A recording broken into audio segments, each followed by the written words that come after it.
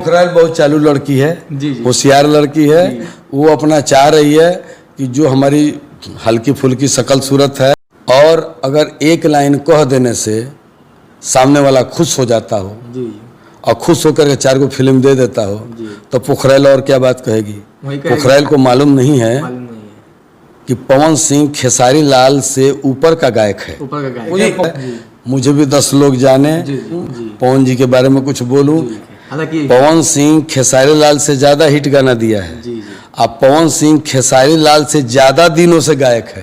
तो पोखराल को तो मालूम है नहीं। पोखराल को क्या है, नेपाल की है लड़की, टैटू फैटू बनवा ली है ना, थोड़ा शोर शराबा हो गया, थोड़ा जो रोगिया के भावतौन वायदा फुरमावे बना लिए, ये वो गाना करा लिए है ना।